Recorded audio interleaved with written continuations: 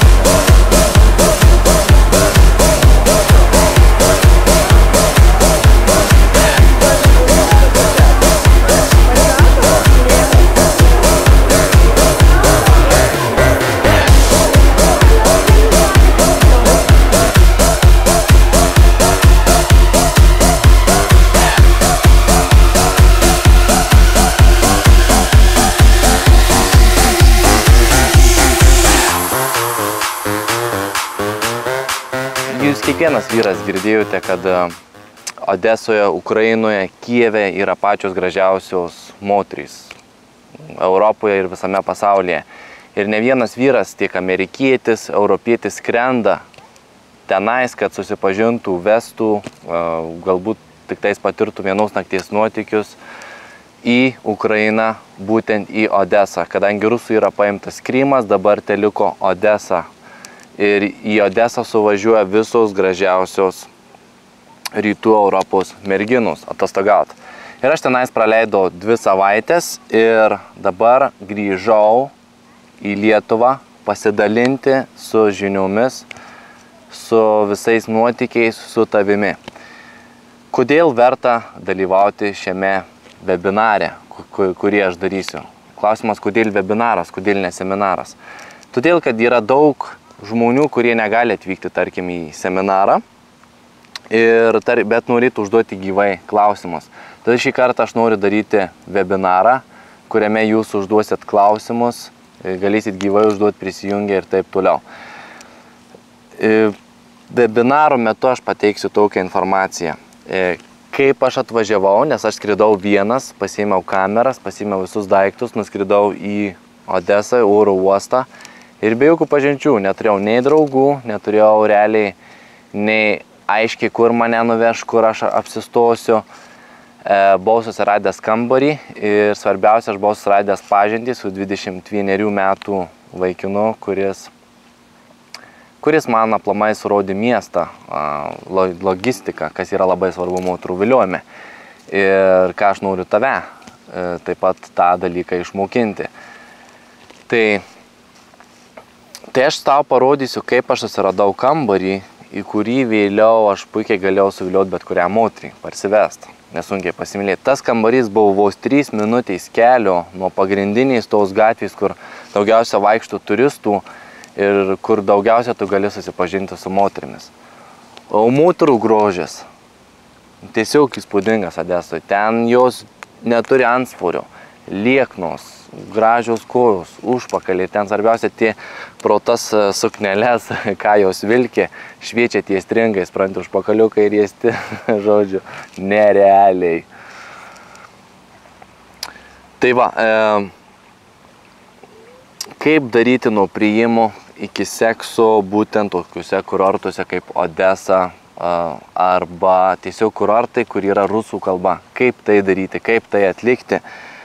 aš norėsiu tai papasakoti savo visą tą schemą, nes praktiškai iš to susideda, kad mergina eina gatve, tu prieini, susipažįsti, tu nusivedėjai į vieną kavinę, į antrą, ir tu vedė arčiau link namų ir po valandos tu su jie myliesi vėliau kurį ilgalaikius santykius. Tai yra super stipri schema ir tu turi ją būtinai sužinoti, jeigu tu galvoji važiuoti ir pažindinti su rusakalbėmis moterimis.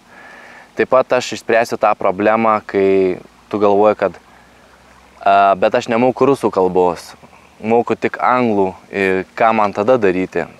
tą problemą aš paaiškinsiu ir išaiškinsiu webinaro metu.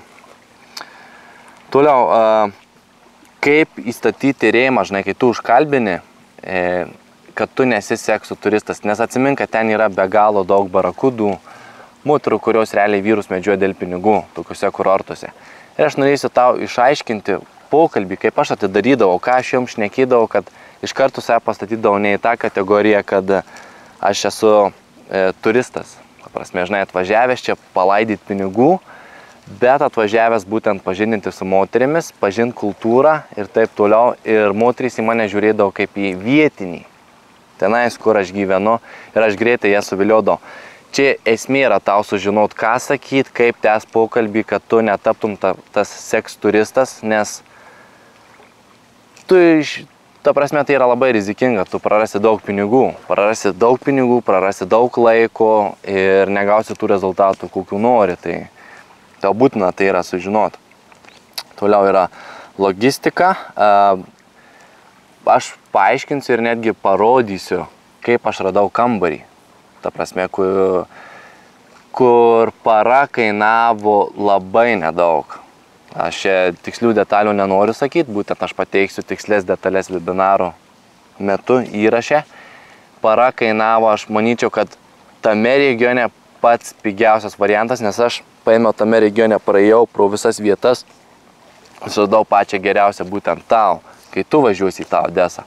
Ar kai tu važiuosi į kitą kurortą, ar į kitą miestą, tu galėsi šitą visą idėją pritaikyti, kaip būtent susirasti geriausią vietą už geriausią kainą, arčiausiai gatvės ir kad tu neišeitum į minusą. Toliau papasakosiu istoriją, kaip netreniruoti 4 vyrai iš Lietuvos nuėjo į vieną Odesoje esantį naktinių klubų ir išleido 700 JAV dolerių ir neparsivedė tų merginų į viešbučius.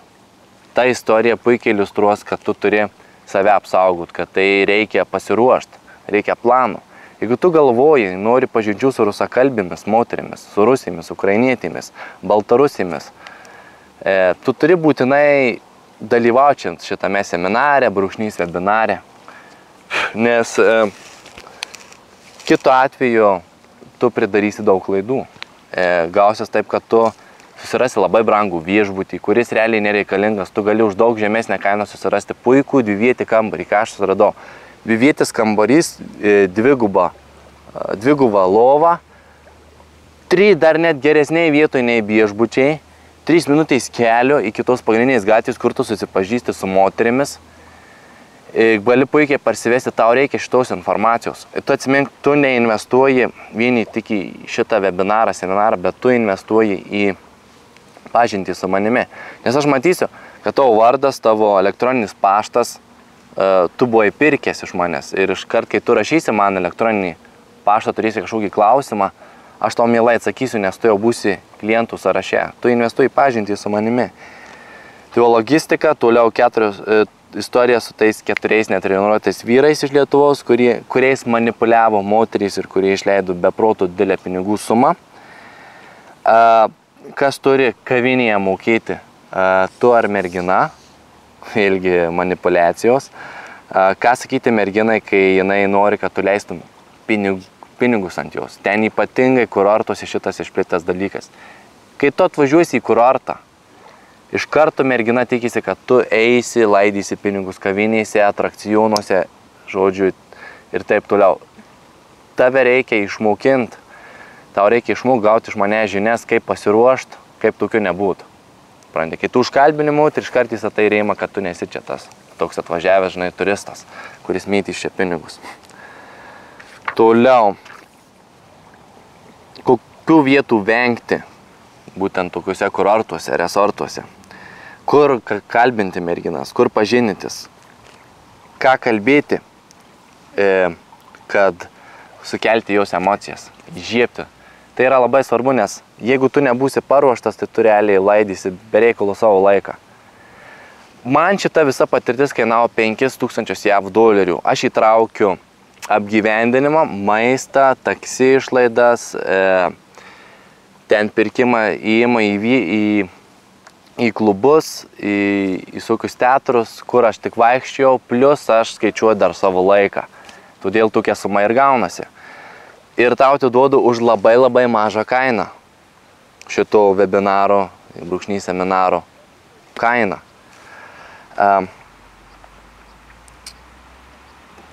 Kur kabintas merginas, ką šnekėti, kad sukelt jom emocijas.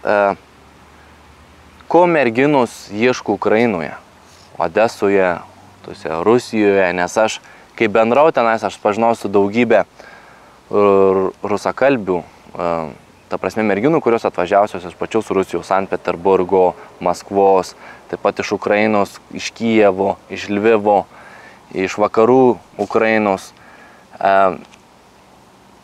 Kaip jūs gyvena, aš pasiklausinėjau, kodėl jūs ten važiuoja, ko tikisi Odesai. Jūs papasakojo man daugybę istorijų, kurios buvo nutikusios. Visą tą informaciją aš noriu su tavimi pasidalinti, kad tu būtum protingesnis, brandis labiau. Tai va, mano tikslas, esmė yra tau paaiškinti tos Odesos, Ukrainos realybę, kad tu galėtum kuo ją geriau valdyti, nuvažiavęs tenais. Toliau. Kokias istorijas aš pasakoju iš savo gyvenimų, kaip pažindinusi su tomis merginomis Ukrainoje, Odesoje. Nes žiūrėk, jeigu tu neturi istorijų, tai tu realiai esi nuobodus. Nes, ta prasme, kaip tu kitaip suviliosi. Ta prasme, tau tada reikės leisti pinigus, kad išlaikyti jos dėmesį. Tai, kad tu to išvengtum, aš tau papasakosiu savo istorijas, ką aš pasakoju, kaip jie sudomino. Ir tada tu galėsi iš savo gyvenimo tiesiog supratęs esmę, susikurtas istorijas. Jeigu tu važiuoji be planų nepasiruošęs, nei ką tu šnekėsi prie jas, kaip tu atidarysi jas, kur tu vesies, kur bus tas kambarys, kur bus logistika, tai aišku nesėkmiai. 100% bus nesėkmiai. Toliau, kaip duoti joms linksmumą. Nes tas vyras, kuris turi daugiausia linksmumų, vadinamų fun, tai ir pas jį eina merginų dėmesys ir visos merginos pas jį eina. Tai kaip tiesiog būti juokingu, linksmu ir kaip turėti tą linksmą energiją savyje. Toliau aš parodysiu, kur aš gyvenau grinai tą kambarį, kurį nuomavau, 2 vietas, 2 lova, 3 minutės kelių nuo pagrindinės gatvės, stalas, kompiuteriui pasidėti. Užtenka tualetas, kriauklį, užtenka kas yra ir afigenai gera kaina. Nes aš buvau 2 savaitės. Jeigu tokį kambarį, tokioje vietoje gausi viešbutyje, tai tu suklausi belia kokią sumą už 2 savaitės. Belia kokią sumą. Taip pat aš papasakosiu, kaip aš būtent ieškojau butą išsinuomoti. Aš norėjau butą išsinuomoti. Aš netgi parodysiu video, kaip atrodo tie butai, ką tu gali gauti. Už, pavyzdžiui, 500 JAV dolerių mėnesiui, kokį butą išnuomot, už 300 eurų, 400 eurų, nu žodžiu, už tą sumą, ką tu gali gauti toje Odesai. Pas man yra visi kontaktai, aš ten užmezgęs esu tiek su tais, kas nuomoja, kur aš nuomavau kambarį, toliau su vyru, kuris man miestą aprodė ir dar porą vyrų suradau draugų. Tai būtent tu į tai investuoji, kad aš pasidalinsiu kontaktais su tavimi, jeigu būsi geras.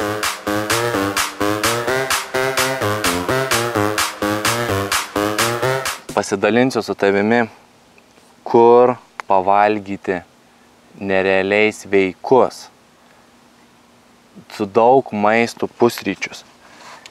Aš tenais eidavau į tą vietą ir aš būdavau 2 valandas. Ir aš ta prasme valgydavau kiek aš noriu. Per 2 valandas aš tikrintau naujausią medžiagą internete, tobulėdavau ir plus valgydavau. Aš tik privalgydavau, kad man užtekdavo visai dienai. Odesoje ten taip karšta, ten 30 viršaus laipsnių. Ir ryte, kai dar nėra karšta, tu daug valgai ir vėliau tu realiai tik tais geri kažką, supranti, sultis ar kažkaip tais save, žinai, žodžiu, esmė tokia. Make you refresh, that's it. Žodžiu, žiūrėk, esmė yra tame, kad jeigu tu nori palaikyti figūrą, tu sportuoji, tu turi raumenų, tau reikia labai gerų pusryčių. Ir aš ten mokydavau $5 už tos pusryčius. Kiek noriu valgau, vaisiai, sultys, kava, pirmas valgis, antras valgis, ten kiek nori mėsų dėkis, paukštiena, ten kiauliena, salotos, vaisiai. Žodžiu, ko tu tiek nori, pyragai, sausi pusryčiai, blyneliai, mėsos visokios, tie pjaustiniai, ko tu tik nori yra. Taigi aš ten privalgydavau ir aš grįžau tiek pat sveriu, kiek aš buvau išvažiavęs. Ir esu daug labiau įdegęs, tai dar daug geriau atrodau. Taigi, jums tau svarbu sužinoti informaciją, kur pavalgyti gerai. Toliau tau taip pat reikės informacijos, kur eiti pasportuoti. Tu nenori eiti į belekokį klubą, išmesti ten 200 eurų, 100 eurų už mėnesį, kaip nori vienam klube. Tu nori realiai, kad nemokamai būtų. Tu nori, kad kuo mažiau kainuotų ir būtų labai gerai pasportuoti. Užtektų ten padaryti pristraukimų, štangą kažkokią pastumti. Tai va tą informaciją pasidalinsiu, kiek aš žinau. Aš pavaikščiosiu su kamera, parodysiu vaizdo įrašą, kaip aš pavaikščiau su kamera, kur aš gyvenu aplink tą vietą. Naktinis arba dieninis žaidimas, kas geriau būnant kurorte ir viliuojant tas moteris, kas geriau, būtent aš pasidalinsiu savo nuomonę. Kaip sukelti seksualinę įtampą, kai tu užkalbini tą merginą. Nes pokalbis gali būti nuobodus ir tavo užduotis sukelti tą seksualinę įtampą. Stiprios technikos ir linijos, tai ką tu turi žinoti. Nesveikai stiprios manipuliaciniai sistemos, kaip parsivesti merginą namo. Tai yra, matot vyrai, laikai keičiasi, mes su klientai šnekam, aplamai su draugais, kad prieš 5 metus buvo daug lengviau susipažinti su moterimis. Dabar yra viskas pasunkėję. Ir be manipuliacijų, realiai tu gaiši daug laiko ir būsi žaisliukas, kuriuo manipuliuoja moterys. Aš noriu tave apsaugoti, noriu steigti žinias, kaip manipuliuoti merginomis, kad joms būtų gera. Teigiamą prasme. Privest. Tu esi atsakingas už tai, kaip jos mąsto. Ir tau reikia pačiam gerą mąstymą pasimti iš manęs ir tada tu priime būsi labai tvirtas. Toliau judam. Ką šnekėti su mergina, kai tu nusivedi ją į pirmą kavinę? Aš pasidalinsiu savo žiniomis, kokias istorijas aš šneku. Kaip aš ją sugundau eiti tolimesniam žingsniui, eiti arčiau mano namų, eiti į antrą kavinę. Kaip merginą užvesti, ta prasme, sukelti jai emocijas, kad jinai norėtų ateiti į tavo namus. Kaip padaryti tuos vienos dienos permiegojimus? Kaip tapti ekspertu tų dalykų? Aš palyginsiu Ameriką su Ukraina, kaip Amerikoje ir kaip Ukrainoje skiriasi. Tik čia yra rytai, Ukraina rytai visiški, o Amerika vakarai. Kaip skiriasi viskas? Tu būsi labiau išprusęs, tu turėsi, tokia kaip žinai, bendrausi su kažkuo ateityje, jie galvos, kad tu esi pabuvęs Amerikoje, esi pabuvęs Ukrainoje. Tu būsi praplėtęs akiratį. Kaip paruošti merginą seksui, kokius rūbus vežtis į Odesą, Ukrainą, aplamai, bet kokį kurortą aš patarsiu, kaip tu turi būti apsirengęs, kaip geriausia rengtis ir tu būsi pasiruošęs, nes aš prisėmiau labai daug švarkų ir labai daug jų nenešiojau, tai realiai, man nereikėjo tiek prisikrauti ir tuos daiktus buvo sunku tasytis. Tai aš noriu tau, kad tu suruošt lagaminą tokį, kad tu paimtum tiek daiktų, kiek jų reikia, būtent keliaujant. Ir nei daugiau, nei mažiau. Aš grinai parodysiu, sufilmuosiu kambarį, kurį aš vesdavau. Merginas parodysiu, kiek jis kainuodavo, kur jis būdavo, kaip jis atrodydavo. Kad tu žinotum, kur tu nuskridęs, kur tu gyvensi. Kaip būti laimingu tiesiog, būnant kabinimų meistru, tokiuose užsienyje, taip toliau. Kaip būti laimingu paprasčiausiai. Papasakosiu taip pat nerealią istoriją, kaip man papasakojo čia mergina, su kuria susipažinau paplūdimyje, Ukrainoje, Odesoje. Ir papasakojo apie amerikietį, žinai, vyrą, kuris atskrido į Ukrainą, norėjo vesti merginą, netgi buvo nupirkę žiedą, bet visgi į tai buvo barakuda. Tai buvo mergina, kuri norėjo tik jo pinigų ir aš papasakosiu, kas jam atsitiko tada. Pamatysit, kokia įdomi ta istorija ir kiek galima iš jos pasimokinti. Nes tie kurortai, žinokit, yra pilni barakudų. Ir jeigu tu nemoki šnekėti tinkamai, visi tave žiūrės kaip į pinigų maišą. Tu turi mokėti šnekėti, tu turi žinot, ką šnekėti tenais. Kaip nesusimaut, kaip tokiu būtų. Tai va, tą dalyką aš turiu išmokinti. Toliau, kokius drabužius, kaip būti laimingu. Žaidimas paplūdimyje. Kaip tiesiog, va, paplūdimyje yra merginos. Ir kaip prieiti prie jų, kaip susipažinti, kaip jas viliot. Pasidalinsiu savo patirtimi, kokiu užkalbinimu naujų atradau, kaip aš jas suviliodavau, nes ten, matai, susideda žaidimas iš dviejų dalių. Kai ten yra paplūdimiai, tai tenais visą laiką jūs būna atėjusius kokią draugę. Retai, kada būna viena mergina. Ir tu turi žinot, kaip ją suviliot ir kaip start su jos draugais. Ten dvigubas žaidimas ir aš turiu tave paruošti, aš turiu būti tavo treneris. Taip tu įklimsi į bėdą.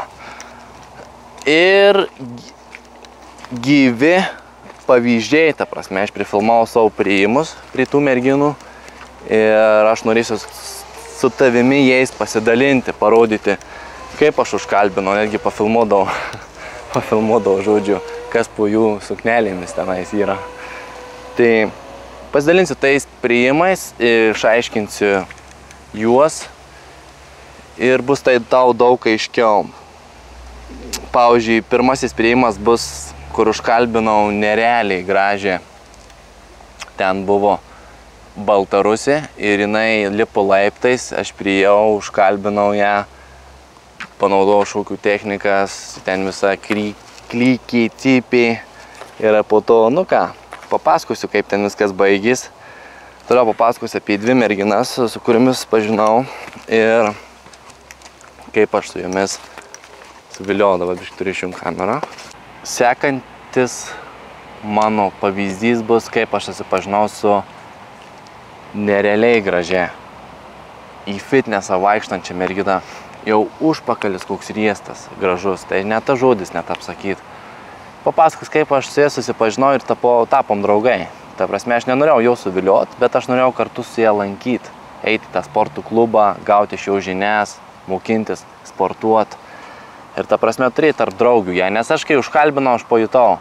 Prasme, kai tu prakalbini 40 000 moterų, tu pajauti, kurias tu gali greitai suvilioti, o su kuriamis geriau tap draugais ir tu iš to gausi daugiau naudos, negu ten ją bandant vilioti. Taigi, jinai tapo mano draugė, mes pradėjom lankyti sportų klubą su ją. Taigi, aš norėsiu parodyti vaizdų įrašą jums.